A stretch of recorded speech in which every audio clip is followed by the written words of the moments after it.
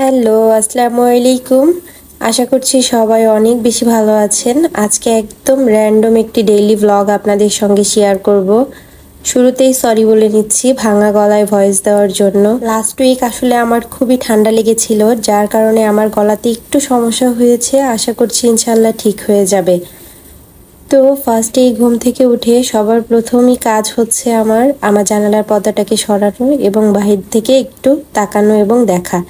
দেন আমার কাছে মনে হয় যদি বিছনা গোছানো থাকে তাহলে আমার রুমটাও অনেক বেশি ফ্রেশ লাগে এবং আমার কাছেও অনেক ভালো লাগে। দেন আমি আমার মর্নিং ড্রিঙ্কস হিসাবে চিয়া সিড খেয়ে থাকি। আমি এভরিডে ট্রাই করি চিয়া সিড খাওয়ার, বিকজ এটি কিন্তু আমাদের শরীরের জন্য অনেক উপকারী। তারপর এই তো একটু পড়াশোনা করতে বসে গেলাম, যেহেতু আমাদের ফাইনাল পরীক্ষা চলেই এসেছে। সো এখন অনেক পরিমাণ প্রেশারে আছি আমরা। চেষ্টা করি একটু পড়ার, তারপরে বসলাম, অল্প একটু পড়তে পারলাম। যেহেতু আমার ঘুম থেকে উঠতে লেট হয়ে যায়, তো আমার যেহেতু 10টায় ক্লাস থাকে, সো বেশি সময় পড়া আসলে হয় না। তারপরও যতটুকু সময় পাওয়া যায় আর কি চেষ্টা করি। এই তো আমি আমার নেসেসারি কিছু পড়ছিলাম। দেন আমার ভার্সিটি যাওয়ার সময় অলমোস্ট হয়ে যাচ্ছিল। তখন আমি কি করব, এই নিজের জন্য একটু ব্রেকফাস্ট রেডি করছিলাম। তো যারা একা থাকি আমরা, তারা কিন্তু সব থেকে বেস্ট ব্রেকফাস্ট হচ্ছে ডিম। কারণ ডিম হচ্ছে আমার কাছে মনে হয় খুবই কনভিনিয়েন্ট, যেটি আমরা খুবই দ্রুত সময়ের মাধ্যমে খেতে পারি। তো আমার বাসায় ব্রেড ছিল বানানো, আমি হচ্ছে ডিম দিয়ে আর ব্রেড দিয়ে এখানে ভেজে নিচ্ছিলাম। এই নাস্তাটা কিন্তু আমার কাছে অনেক বেশি মজা লাগে। রিসেন্টলি আমি এটি মাঝে মাঝেই ট্রাই করি। আপনারাও কিন্তু এভাবে ট্রাই করতে পারেন। ডিম দিয়ে পাউরুটি দিয়ে ভাজা কিন্তু খুবই টেস্ট, আপনারা খেয়ে দেখতে পারেন। সো আমি ফার্স্টে হচ্ছে একটু পেঁয়াজ আর মরিচ মেখে নিয়ে তার ভেতর একটা ডিম দিয়ে দেন হচ্ছে আমি পাউরুটির পিসগুলাকে ডিমের সঙ্গে চুবিয়ে আমি অল্প একটু তেলে ভেজে নিচ্ছিলাম। একটু সময় নিয়ে ভাজবেন যাতে দুই সাইডটা একটু মুচমুচে হয়ে যায়, তাহলে কিন্তু খেতে অনেক বেশি মজা লাগে। আমরা ছোটবেলায় এভাবে পাউরুটি দিয়ে ডিম দিয়ে আর চিনি দিয়ে, আমার মনে পড়ে আম্মু অনেক নাস্তা বানিয়ে দিত প্রায় সন্ধ্যায়।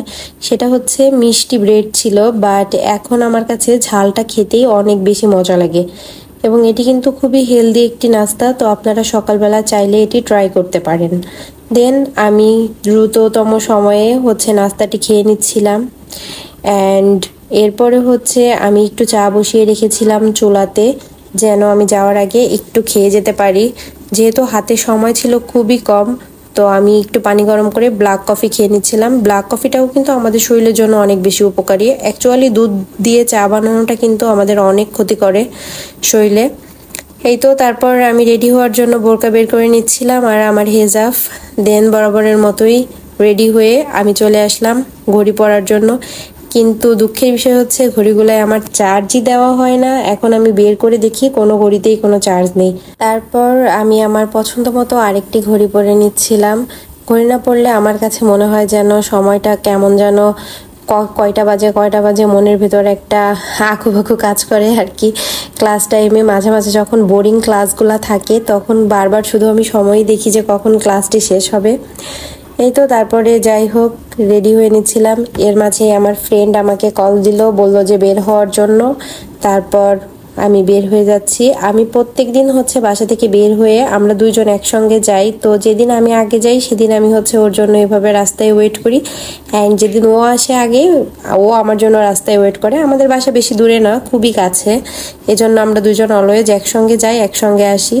তারপর সারাদিন ক্লান্ত শরীরে ক্লাস শেষ করে বাসায় এসে ঘুমিয়ে দেন হচ্ছে সন্ধ্যায় আবার একটু চা। আসলে চা ছাড়া কিন্তু আমাদের বাঙালির চলে না। তো আমার ঠান্ডা লেগেছে, তো আমি সন্ধ্যায়ও চেষ্টা করেছি আদা দিয়ে লবঙ্গ দিয়ে একটু চা খাওয়ার, আর এভাবে এক ফালি লেবুর রস দিলে কিন্তু বেশ ভালো লাগে চা খেতে আমার কাছে। তো ভিডিওটি কেমন লাগলো অবশ্যই কমেন্ট করে জানাবেন, এবং অবশ্যই যদি ভালো লাগে আমার পেজটি লাইক, কমেন্ট এবং ফলো দিয়ে পাশেই থাকবেন অলওয়েজ, এবং সবসময় সাপোর্টিভ কমেন্ট করবেন। আল্লাহ হাফেজ।